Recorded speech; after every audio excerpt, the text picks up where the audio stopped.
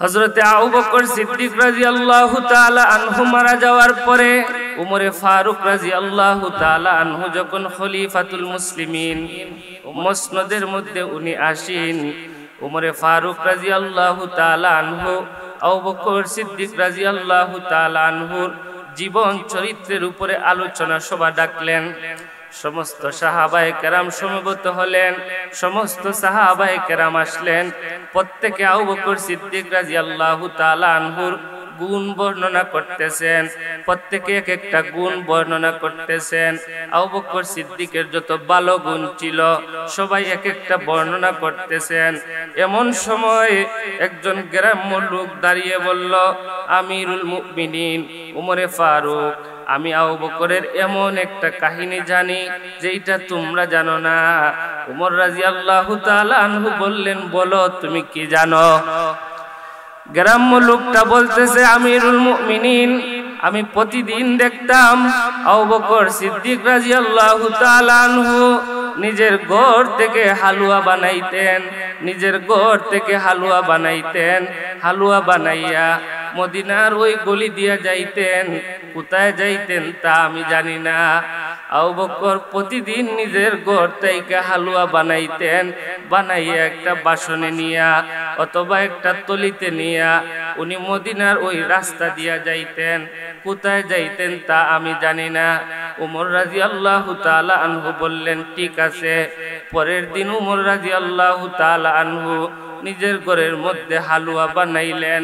হালুয়া বানাইয়া আবু বকর সিদ্দিক রাদিয়াল্লাহু তাআলা আনহুর অনুসরণ করতে যাইয়া পরের দিন মদিনার ওই রাস্তা দিয়ে রওনা দিলেন।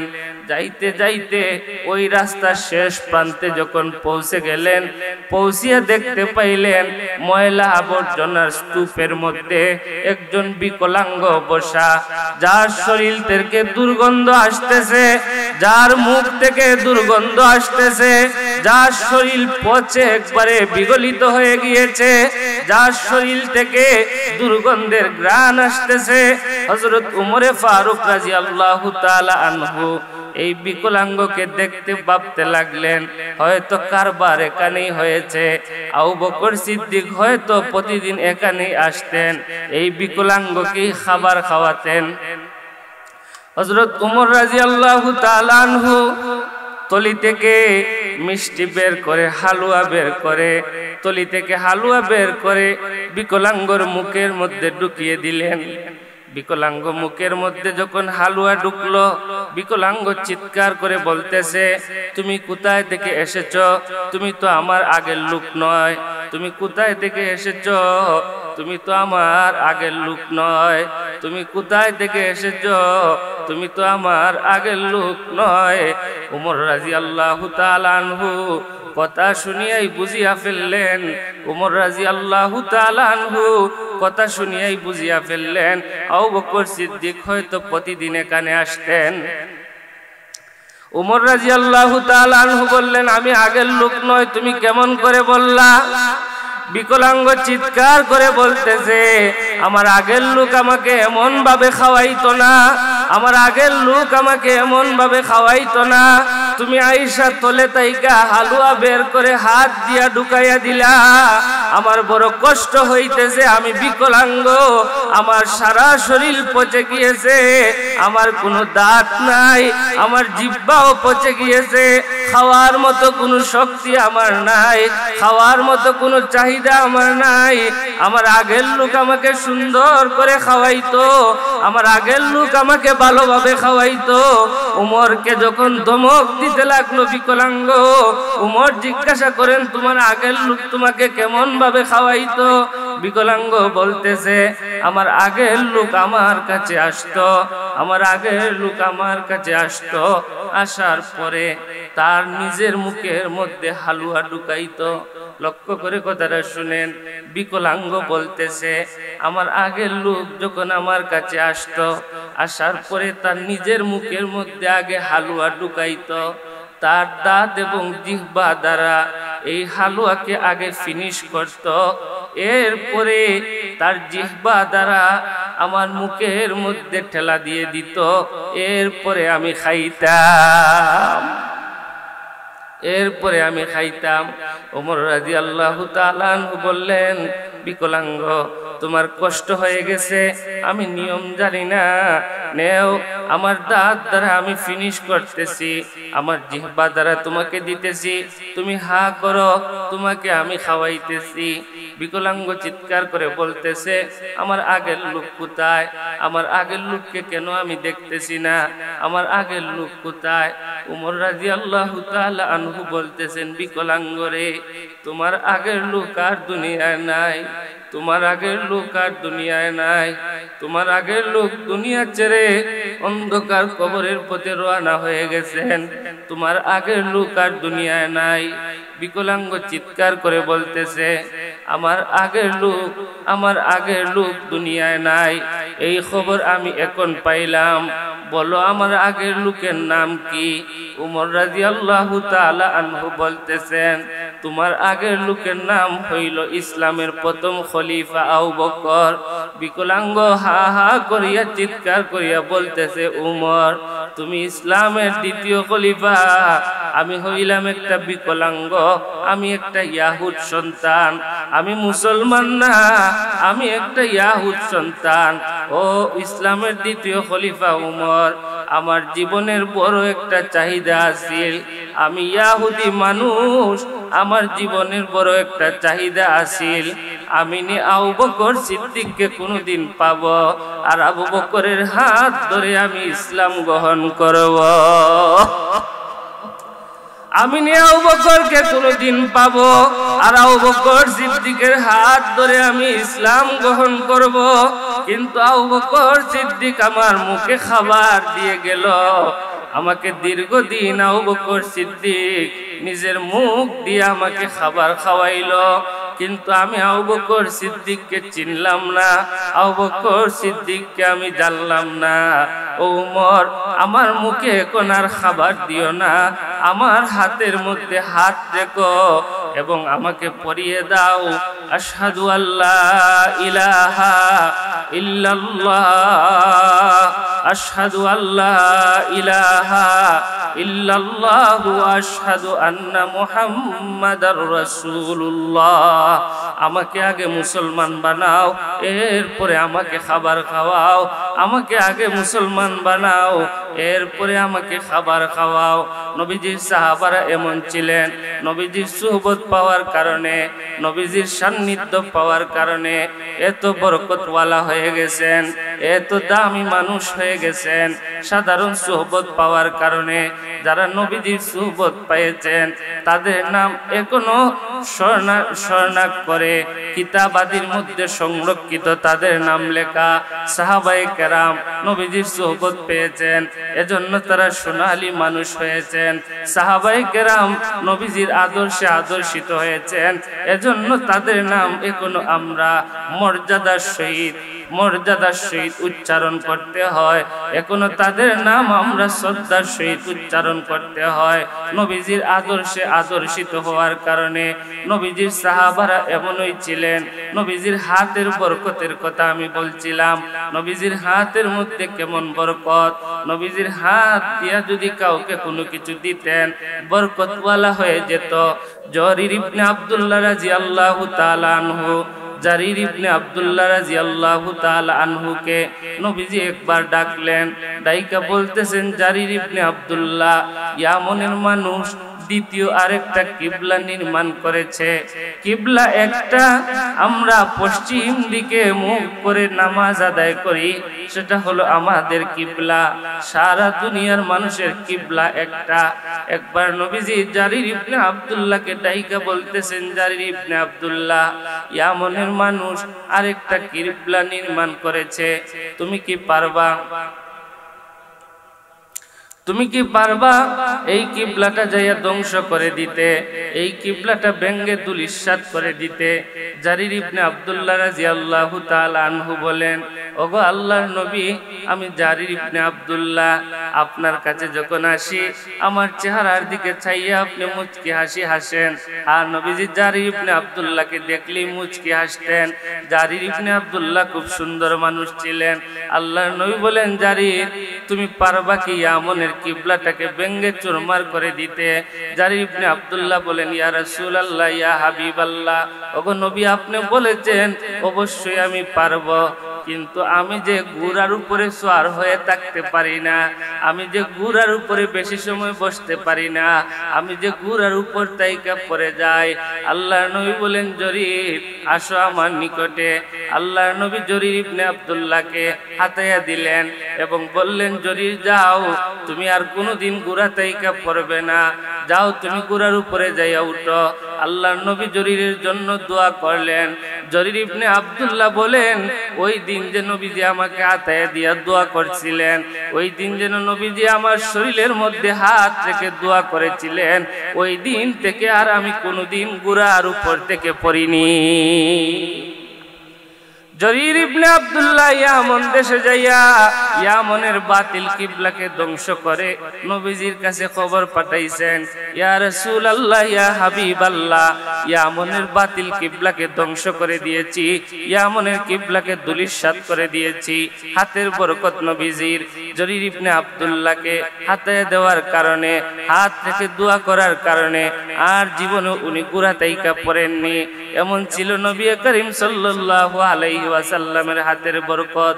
ও যুবক বন্ধুরা, নবীজির আদর্শে যদি আমরা আদর্শবান হইতে পারি, নবীজির সুন্নত যদি আমাদের গায়ের মধ্যে ফিটিং করতে পারি, নবীজির আদর্শকে যদি আমরা আমাদের জীবনের মধ্যে বাস্তবায়ন করতে পারি, ও যুবক বন্ধু, কোন আদর্শের আল্লাহর কাছে মূল্য নাই, কোন আদর্শের আল্লাহর কাছে দাম নাই।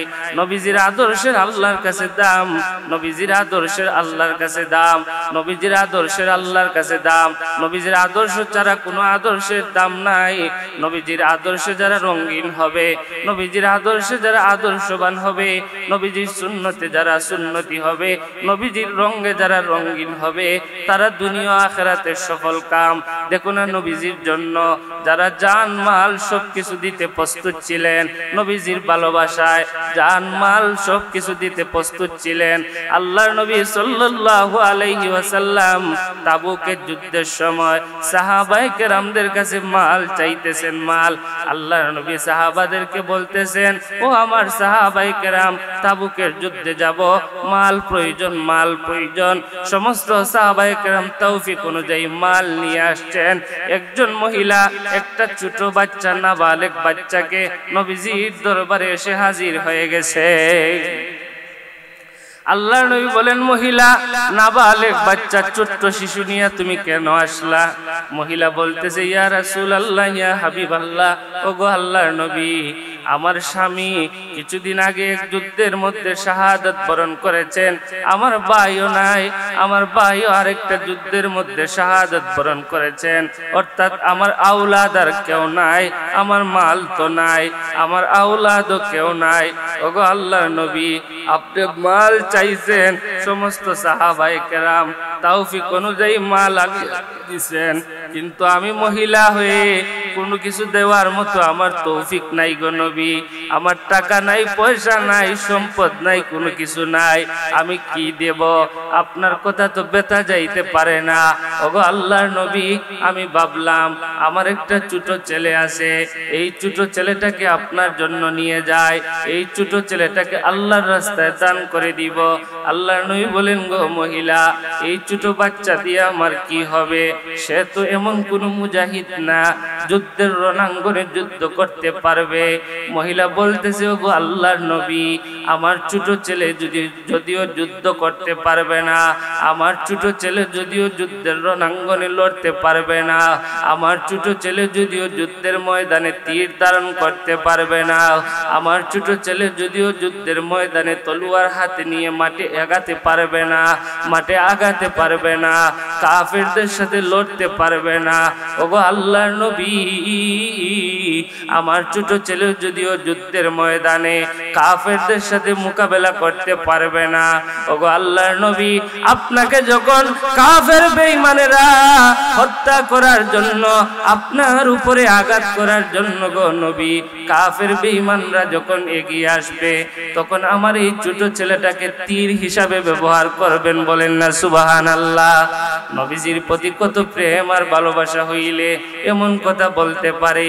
ও আমার মা বোনেরা, যাদের কান পর্যন্ত মাইকের আওয়াজ দেয় পৌঁছতেছে, দেখো না তাকাইয়া, সেই মহিলাও তো তোমাদের মতো মহিলা ছিল।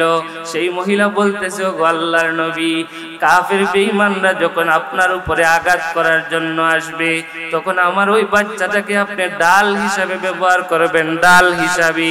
ওগো আল্লাহর নবী, আমি যেন কাল কিয়ামতের ময়দানে শহীদের মা হিসাবে দাঁড়াতে পারি।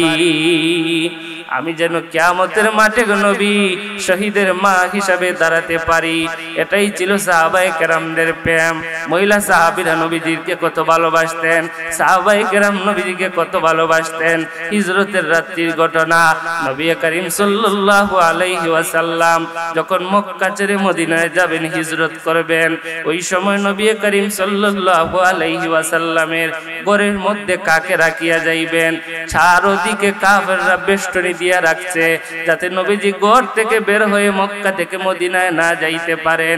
হিজরতের রাতের ঘটনা, আল্লাহর নবী সাল্লাল্লাহু আলাইহি ওয়াসাল্লাম হযরতে আলীকে বললেন, আলী, পারবানি তুমি আমার রুমের মধ্যে রাত্রি যাপন করতে?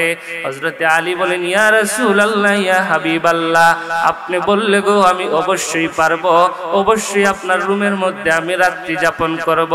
কিন্তু হযরত আলী এই কথাটাও জানতেন যে নবীজির রুমের মধ্যে যে আমি ঘুমাবো, ফজরের সময় যখন হবে, কাফেররা যখন নবীজিকে রুমের মধ্যে না পাইবে, না পাই আমাকে পাইবে, তখন আমি আলীর উপরে আক্রমণ হইতে পারে।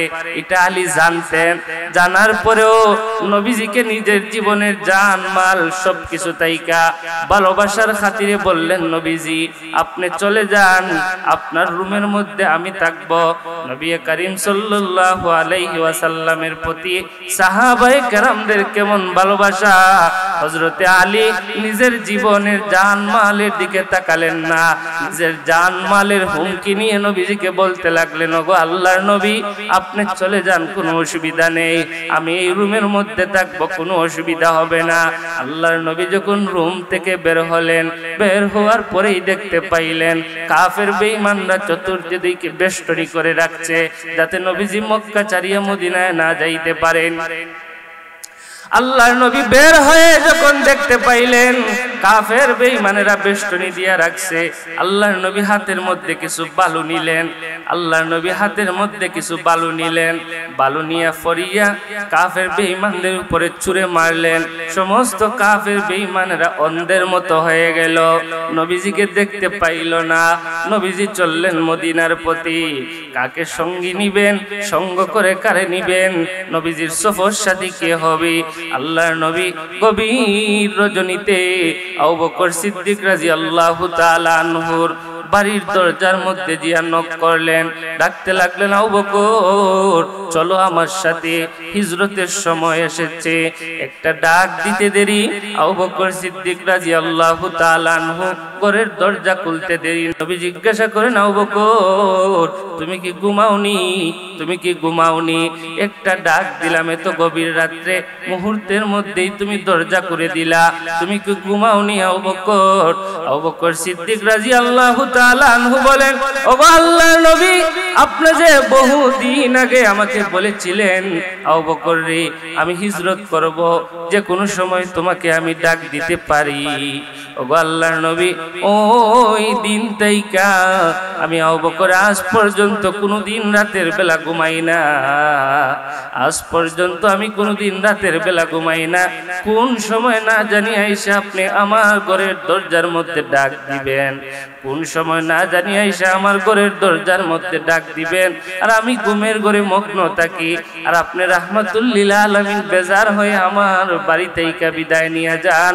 আপনার মনের মধ্যে কষ্ট লাগিয়া যায়। ওগো আল্লাহর নবী, এজন্য আমি রাতের বেলা ঘুমাই না। সাহাবায়ে কেরাম নবীজিকে কেমন ভালোবাসতেন, কেমন ভালোবাসতেন। চলেন আর একটু সামনে আগাই, চলেন আর একটু সামনে আগাই। আবু বকর সিদ্দিক রাদিয়াল্লাহু তাআলা আনহু নবীজির সঙ্গে চললেন মদিনার পথে। যখন গারে সৌরের মধ্যে অবস্থান করলেন, গারে সৌর এমন একটা গর্ত, গারে সৌর এমন একটা পাহাড়ের নাম। এখন সিঁড়ি করে দেওয়া হয়েছে, সুন্দরভাবে উঠা যায়, কিন্তু আগে এখনো দেখতে পাইবেন আপনারা অনেক উঁচু। আগে সিঁড়ির কোনো ব্যবস্থা ছিল না। আবু বকর সিদ্দিক রাদিয়াল্লাহু তাআলা আনহু নবীজিকে ধরে ধরে নিয়ে এই উপরের মধ্যে নিয়ে উঠাইছেন। অনেক উঁচা একটা পাহাড়, গারে সৌর। এই গারে সৌরের মধ্যে একটা গর্ত ছিল। ওই গর্তের মধ্যে, গারে সৌরের মধ্যে একটা বিশাল একটা গর্ত ছিল। ওই গর্তের মধ্যে নিয়ে নবী করিম সাল্লাল্লাহু আলাইহি ওয়াসাল্লামকে বললেন, নবীজি আপনি একটু বাহিরে দাঁড়ান, আমি ভিতরের গর্তটা পরিষ্কার করে আসি। আল্লাহর নবী সাল্লাল্লাহু আলাইহি ওয়াসাল্লামকে বাহিরে রেখে সিদ্দিক আকবর এই গর্তের ভিতরে প্রবেশ করলেন। সমস্ত গর্তকে ভালোভাবে পরিষ্কার করলেন। এই গর্তের ভিতরে, এই পাহাড়ের টিলার উপরে একটা গর্তের ভিতরে আরো কয়েকটা গর্ত ছিল। আবু বকর সিদ্দিক রাদিয়াল্লাহু তাআলা আনহু নিজের গিলাফকে, চাদরকে খন্ড খন্ড করে, টুকরো টুকরো করে সমস্ত গর্তগুলাকে খাটলেন। একটা গর্ত অবশিষ্ট রয়ে গেল বাকি। আল্লাহর নবীকে ডাক দিলেন, নিজের পাগড়ি খুলে বিছানা বানিয়ে দিলেন। আল্লাহর নবীকে বললেন আপনি রেস্ট নেন। আবু বকর সিদ্দিক নিজের উরু দিলেন, ওগো আল্লাহর নবী নিজের রাহান দিলেন, ওগো আল্লাহর নবী আপনি এখানের মধ্যে মাথা রেখে রেস্ট নেন। আল্লাহর নবী যখন আবু বকর সিদ্দিক রাদিয়াল্লাহু তাআলা আনহুর প্রাণের মধ্যে মাথা রেখে ঘুমিয়ে পড়ছিলেন, এমত অবস্থায় একটা গর্ত ছিল খোলা। আবু বকর সিদ্দিক রাদিয়াল্লাহু তাআলা আনহু এই গর্তের মুখের মধ্যে পা দিয়া রেখেছিলেন, এই গর্তের মুখের মধ্যে পা দিয়া রেখেছিলেন। নবীজি যখন ঘুমিয়ে পড়ছেন, আবু বকর সিদ্দিক রাদিয়াল্লাহু তাআলা আনহুর পায়ের মধ্যে নবীজির কপাল রেখে, মাথা রেখে নবীজি ঘুমন্ত অবস্থায়, একটা গর্ত ছিল খোলা। আবু বকর সিদ্দিক পাটা ওই গর্তের মধ্যে রেখেছিলেন। ওই গর্তের মধ্যে বিশাল একটা সাপ ছিল। যেই সাপ আবু বকর সিদ্দিক রাদিয়াল্লাহু তাআলা আনহুর পায়ের মধ্যে কামড় বসায় দিল। কামড় বসানোর পরেও আবু বকর সিদ্দিক রাদিয়াল্লাহু তাআলা আনহু পা সরাইলেন না। পা তো শুধু সরাননি, বরঞ্চ হাউমাউ করে কাঁদলেনও না, হাউমাউ করে কাঁদলেনও না। চোখ দিয়া শুধু পানি পড়তেছে। এভাবে পড়তে পড়তে আবু বকর সিদ্দিক রাদিয়াল্লাহু তাআলা আনহুর চোখের এক ফোঁটা পানি যখন নবীজির উপরে পড়ে গেল, নবী করিম সাল্লাল্লাহু আলাইহি ওয়াসাল্লামের ঘুম ভেঙে গেল। নবীজি জিজ্ঞাসা করেন, আবু বকর তোমার চোখ থেকে কেন পানি পড়তেছে? তোমার চোখ থেকে কেন পানি পড়তেছে? তুমি কেন কাঁদতেছ? তোমার চোখ তারা কেন পানি পড়তেছে? আবু বকর সিদ্দিক রাদিয়াল্লাহু তাআলা আনহু বলেন, ইয়া রাসূলুল্লাহ, ইয়া হাবিবাল্লাহ, এই গর্তের ভিতরে একটা সাপ আমার পায়ের মধ্যে কামড় বসাইয়া দিয়েছে। নবীজি বললেন, তুমি কেন আমারে জাগাওনি? আবু বকর সিদ্দিক বললেন, ইয়া রাসূলুল্লাহ, ইয়া হাবিবাল্লাহ, আপনারে জাগাইলে আপনার ঘুমের ব্যাঘাত হবে, আপনি কষ্ট পাবেন, এজন্য আপনাকে জাগাইনি। মুহতারাম হাজিরিন, এই ঘটনাটা বলা আমার উদ্দেশ্য হলো, সাহাবায়ে কেরাম নিজের জীবনের জান এবং মাল চাইতে নবীজিকে বেশি ভালোবাসতেন। সাপের কামড় খাইছেন, তারপরে নবীজির ঘুম ভাঙাইতে রাজি না। এমন ভালোবাসতেন নবীজিকে। নবী করিম সাল্লাল্লাহু আলাইহি ওয়াসাল্লামের প্রতি এমন প্রেম আর ভালোবাসা ছিল, এমন মহব্বত নবী করিম সাল্লাল্লাহু আলাইহি ওয়াসাল্লামের প্রতি ছিল। আপনার আমারও যদি এমন মহব্বত নবী করিম সাল্লাল্লাহু আলাইহি ওয়াসাল্লামের প্রতি হয়ে যায়, ও যুবক বন্ধুরা লক্ষ্য করে কথাটা শুনো, যদি নিজের মন গড়া জিন্দেগি চালাও, নিজের মন মতো জীবনরে চালাইতে থাকো, তাইলে মনে রাখো দুনিয়াতে হয়তো চলতে পারবা তুমি তোমার আদর্শে, তুমি তোমার ফ্যাশনে, কিন্তু আখিরাতে ভাই আর বন্ধু রয়েছে ভয়ঙ্কর আযাব। নিজের জীবনে মন গড়া চালানো যাবে না, নিজের মন মতো চলা যাবে না। আমরা মুসলমান, আমাদের স্টাইল হতে হবে মুহাম্মাদুর রাসূলুল্লাহ সাল্লাল্লাহু আলাইহি ওয়াসাল্লামের মতো। কার মতো আমাদের স্টাইল? মুহাম্মাদুর রাসূলুল্লাহ সাল্লাল্লাহু আলাইহি ওয়াসাল্লামের মতো আমাদের স্টাইল হতে হবে। আমাদের চুল কাটতে হবে মুহাম্মাদুর রাসূলুল্লাহ সাল্লাল্লাহু আলাইহি ওয়াসাল্লামের স্টাইল মতো, পোশাক পরতে হবে, লেবাস পড়তে হবে, দাড়ি রাখতে হবে। সবগুলা ইসলামের যাবতীয় সবকিছু মুহাম্মদুর রাসূলুল্লাহর স্টাইল ছাড়া কোনো কিছুর দাম এবং মর্যাদা আল্লাহর কাছে নেই। এজন্য যা বললাম, আপনারা যা শুনলেন, আল্লাহ রাব্বুল আলামিন আমাদেরকে বুঝার মানার তৌফিক দান করুক। আমিন। ওয়া আখিরু দাওয়ানা আনিল হামদুলিল্লাহি রাব্বিল আলামিন। আলহামদুলিল্লাহিল্লাযী হাদানা লিহাদা وما كنا لنهتدي لولا أن هدانا الله ربنا ظلمنا أنفسنا وإن لم تغفر لنا وترحمنا لنكونن من الخاسرين আয় রব্বুল আলামিন, আয় আল্লাহ, মুরব্বিয়ানে কেরামদেরকে নিয়ে, যুবক ভাইদেরকে নিয়ে, নাবালুক মাসুম বাচ্চাদেরকে নিয়ে, মাদ্রাসার তালবে ইলম ভাইদেরকে নিয়ে আপনার শাহী দরবারে হাত বাড়াইলাম। আয় রব্বুল আলামিন, আয় আল্লাহ, জীবনের সমস্ত গুনাহ মাথায় বোঝা নিয়া আপনার দরবারে এলাহিতে হাত বাড়াইলাম। ইয়া আল্লাহ, জীবনে কত জাতের কত ধরনের গুনাহ করেছি আল্লাহ, সমস্ত গুনার উপরে লজ্জিত হয়ে অনুতপ্ত হয়ে তাওবা করলাম। আর জীবনে এমন গুনাহের দ্বারে কাছেও যাব না। আল্লাহ, আমাদের জিন্দেগির সমস্ত গুনাহকে মাফ করে দাও। আয় রব্বুল আলামিন, আয় আল্লাহ, আমাদের মা বাবাকে মাফ করে দাও, আমাদের দাদা দাদি নানা নানিকে মাফ করে দাও। আয় রব্বুল আলামিন, আয় আল্লাহ, যাদের মা বাবা দুনিয়ায় নাই তাদের কবরকে জান্নাতের বাগান বানায় দাও। আয় রব্বুল আলামিন, আয় আল্লাহ, কোন মুসলমানের মা বাবার কবর আগুন জ্বালাইও না। ইয়া আল্লাহ, কোন মুসলমানের মা বাবার কবর আগুন জ্বালাইও না। ইয়া আল্লাহ, আমাদের মুর্দেগানের কবর আগুন জ্বালাইও না।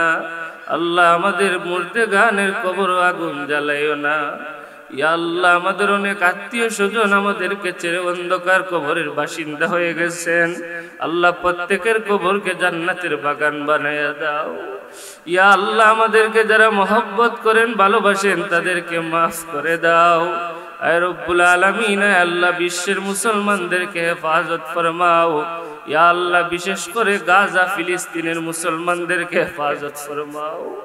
ইয়া আল্লাহ, মুসলমানদের শত্রুদেরকে ধ্বংস করে দাও। কপালে হেদায়েত থাকলে হেদায়েত দিয়া দাও আল্লাহ, নচেত তাদেরকে ধ্বংস করিয়া দাও। ইয়া আল্লাহ, গাজার মুসলমানদেরকে হেফাজত ফরমাও, গাজার মুসলমানদেরকে হেফাজত ফরমাও। ইয়া আল্লাহ, ফিলিস্তিনের মুসলমানদেরকে হেফাজত ফরমাও। ইয়া আল্লাহ, মা বোনদের ইজ্জত রক্ষা ফরমাও। ইয়া আল্লাহ, নাবালিগ বাচ্চাদেরকে হেফাজত ফরমাও। আয় রব্বুল আলামিন, আয় আল্লাহ, এই তাফসীর মাহফিলকে কবুল ও মঞ্জুর করিয়া নাও। ইয়া আল্লাহ, এই তাফসীর কোরআনের জন্য যারা দান সদকা সাহায্য সহযোগিতা করেছেন আল্লাহ, সবাইকে কবুল ও মঞ্জুর করিয়া নাও। আল্লাহ, এই তাফসীরকে আল্লাহ প্রত্যেক বছর করার তৌফিক দান ফরমাও। আল্লাহ, আখিরি গুজারিশ, মৃত্যুর সময় আমাদেরকে বেঈমান বানাইও না, বেইজ্জত কইরা মাইরো না। ইয়া আল্লাহ, রাস্তাঘাটে ফালাইয়া, অ্যাক্সিডেন্টও ফালাইয়া আমরারে আতুল্লুলা পঙ্গু বানাইও না। ইয়া আল্লাহ, রাস্তাঘাটে অ্যাক্সিডেন্টও ফালাইয়া আমরারে আতুল্লুলা পঙ্গু বানাইও না। ইয়া আল্লাহ, সমস্ত অ্যাক্সিডেন্ট তাইকা আপনার দরবারে ফানা চাই, সমস্ত বালা মুসিবত তাইকা আপনার কাছে ফানা চাই, রাস্তাঘাটের সমস্ত বিপদ আপদ তাইকা আপনার কাছে ফানা চাই। ইয়া আল্লাহ, মৃত্যুর সময় ঈমান দিও আল্লাহ, দৌলতে ঈমান নসিব করিও, জুমার দিনে মরণ দিও। আয় আল্লাহ, মক্কা মদিনা জিয়ারতের আমাদেরকে তৌফিক দান ফরমাও। আল্লাহ, আমাদের পক্ষ থেকে এই মুহূর্তে নবী করিম সাল্লাল্লাহু আলাইহি ওয়াসাল্লামের রওজা শরীফ হাজার কোটি দুরুদ और সালাম পৌঁছায় দাও। রব্বানা তাকাব্বাল মিন্না ইন্নাকা আনতাস সামিউল আলিম ওয়া তুব আলাইনা ইয়া মাওলানা ইন্নাকা আনতাত তাওয়াবুর রহিম। আমিন বিরহমাতিকা ইয়া আরহাম।